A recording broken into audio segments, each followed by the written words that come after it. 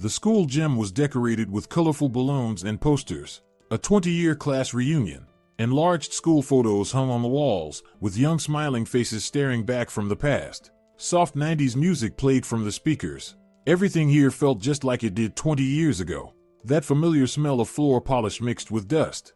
The same stage with its curtain darkened by time. Natalie stepped through the door, trying to appear confident even though she was trembling inside. She hadn't been back to her hometown in years and wasn't sure she should come to this reunion at all. The invitation had sat on her table for 2 weeks. She kept wanting to throw it away, then found herself rereading the list of classmates who promised to attend. In the end, something pulled her here. Maybe it was the desire to finally close the chapter on her humiliating school memories. Her classmates were already scattered around the gym, having walked through the familiar hallways. As she passed through them too, everything seemed smaller than she remembered, but the school greeted her with the same squeaky floors and the smell of cafeteria food. She recognized many faces despite the 2 decades that had passed. The features hadn't changed that much, though there were now wrinkles and gray hair. The former students were enjoying snacks, chatting loudly and bragging about their lives. There was Michael, the guy who used to flunk every class, proudly showing photos of his own auto repair shop.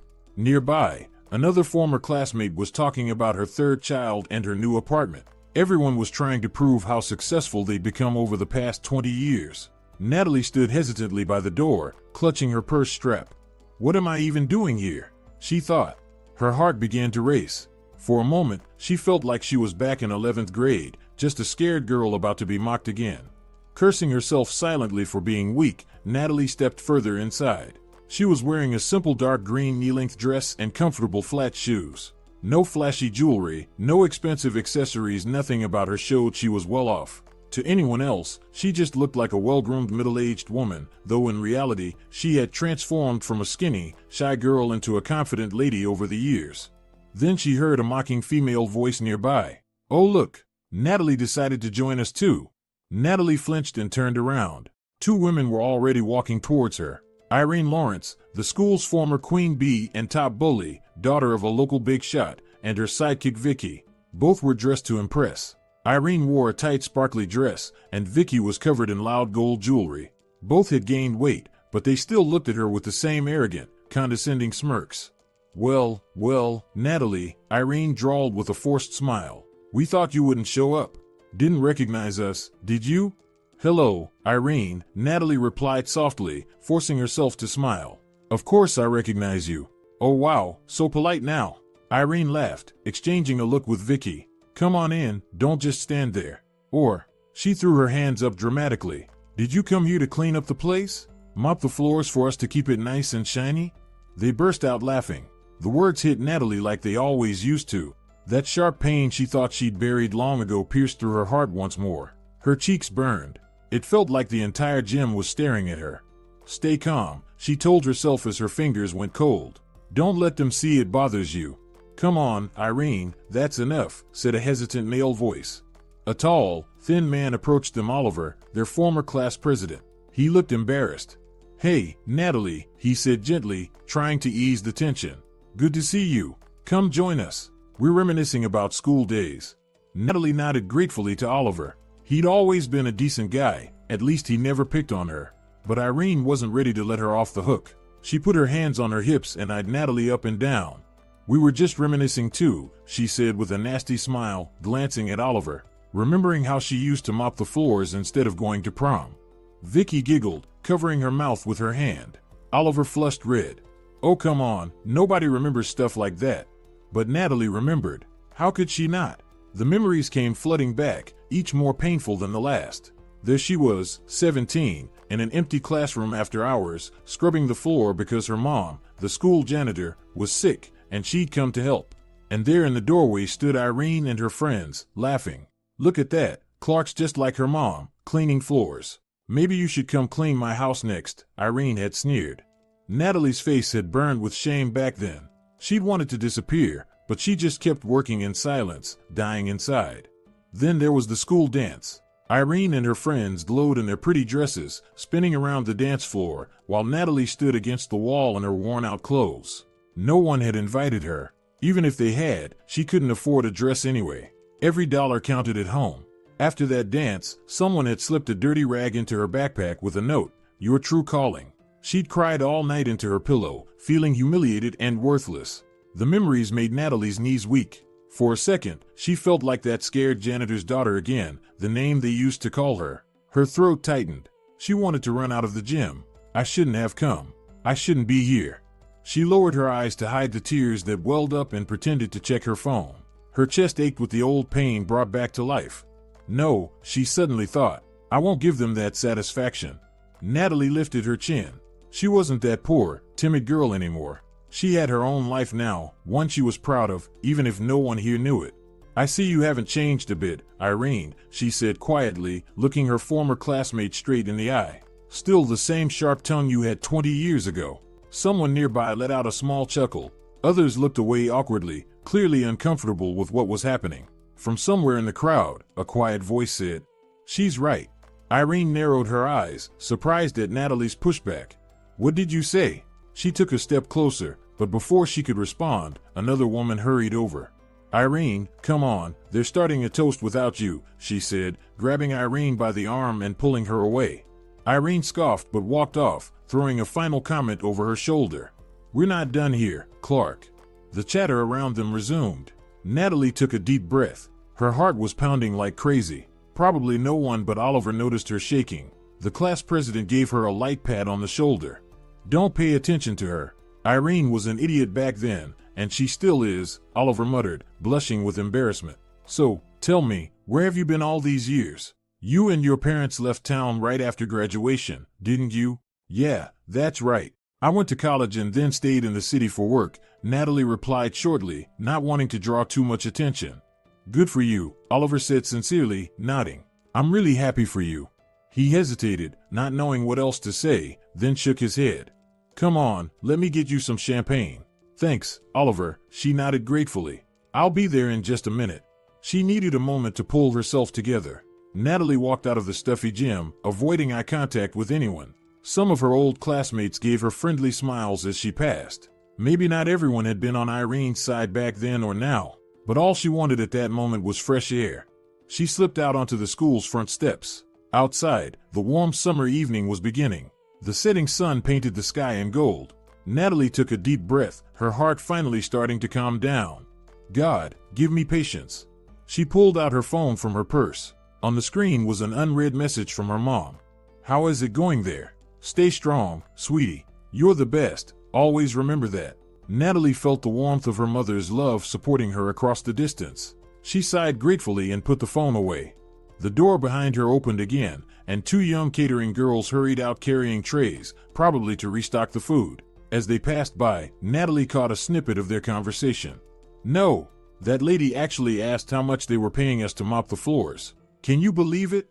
"Seriously?" the other one replied.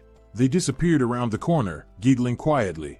It seemed Irene had been showing off her wit to the staff as well. Natalie closed her eyes in exhaustion. "God, give me strength." The humiliations just kept coming, like she'd never left this town, like she hadn't lived all those successful years far away from it all. In those 20 years, Natalie had come a long way. She graduated college with honors, landed a job as an analyst's assistant at a big firm in the city. At first, she barely earned enough to rent a tiny room, but she soaked up every bit of experience, taking on any project she could. Over time, she climbed higher. People noticed her, valued her. By 35, Natalie Clark was the CFO of a major investment company. She built a good life for her family in the city, provided for them, and wanted for nothing. She had her own team, a solid reputation in the business world, and an income she'd never even dared to dream of as a child. "It's just, my classmates don't know any of that," she thought bitterly now. And how would they? She hadn't kept in touch with anyone from her past, deliberately cutting herself off from those memories. But here she was again. Irene Lawrence still mocking her like none of those years had passed. Nothing had changed. Or, had it? Natalie looked down at her well-kept hands and realized that she had changed. A long time ago. And now it was finally time to let go of the last remnants of that janitor's daughter complex. She straightened her shoulders. Her heart slowly filled with determination and a quiet confidence. Who were they for her to fear? She had earned every bit of her success on her own. And those who used to laugh at her, well, they probably didn't have that much to brag about now. Mean people rarely end up happy. That thought hit her with crystal clarity. She even felt a pang of pity for the former class queen. All these years later, and Irene hadn't learned a thing. She felt sorry for Vicky too, forever stuck as someone else's shadow. And with that, the heavy burden of old hurts that she'd carried inside for so many years finally lifted.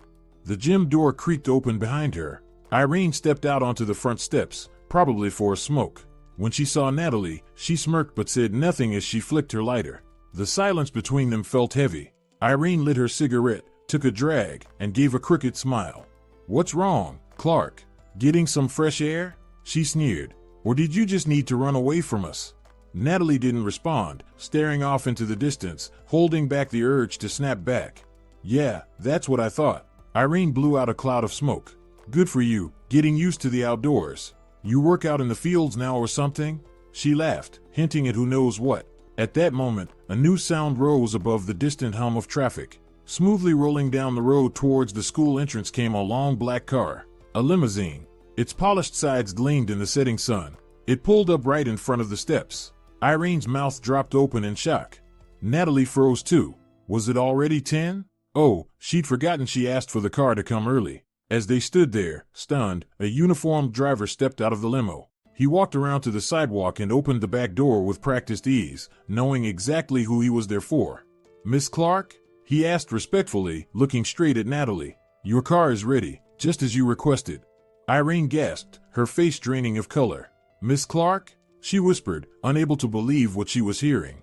The cigarette slipped from her fingers as she clumsily tried to smooth down a stray hair. She had never looked so stunned. In the quiet of the little school street, the driver's voice rang out loud and clear. Irene stood frozen. At the gym doors, other classmates started to appear. The evening was clearly coming to an end. Oliver was the first to step out. "Miss Clark?" he repeated, astonished by the driver's words. Next came Vicky, who gasped. "Wait, is that your car?" Natalie turned towards them.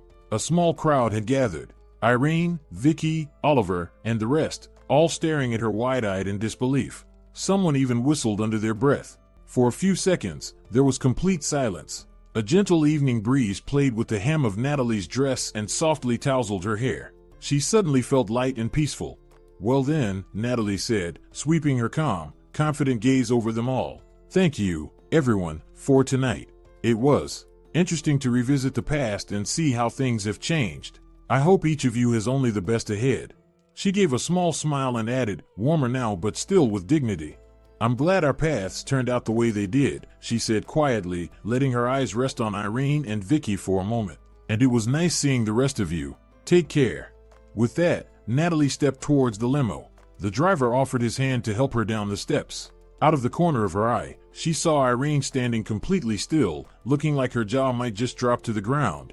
Natalie sank into the soft leather seat, and just before the driver closed the door, she heard her classmates' voices behind her. "Holy crap! No way! Clark just blew us all away." The door shut smoothly, blocking out their voices. Inside the limo, everything was quiet and luxurious. Soft leather seats, gentle lighting. It still felt a little unreal to Natalie that a car like this was here for her, the same girl who used to be embarrassed by her worn-out dresses. The limo pulled away smoothly, picking up speed. Through the tinted windows, she saw her classmates standing there, watching in stunned silence. Only now did Natalie allow herself to relax. Her hands were trembling with adrenaline and too many emotions at once. She exhaled and suddenly let out a small laugh through her tears. It was a free, joyful laugh. The driver glanced back at her in the mirror. "Home, Miss Clark?" he asked politely. "Yes, Alex, thank you," she replied with a smile. She leaned back against the seat and gazed out the window at the evening city lights streaming by. Tomorrow, she would call her mom and tell her everything. Her mom would be so happy for her. Her heart felt light. The arrogant bullies had gotten their lesson, and the girl they used to mock had become a confident woman. It's like a fairy tale, Natalie thought, closing her eyes for a moment. A real-life fairy tale where evil is punished and good triumphs. She no longer felt hurt, not because she'd forgotten, but because she understood now. Those who once tried to humiliate her were stuck in the past. Their taunts, gossip, and cheap arrogance all seemed so pathetic and irrelevant now. She hadn't needed to prove anything to anyone. It all spoke for itself. She was simply herself, and that was enough. The pain was gone, because there was nothing left to fight. Her victory wasn't in her words or actions, but in how firmly she stood on her own 2 feet, looking straight into the eyes of those who once looked down on her.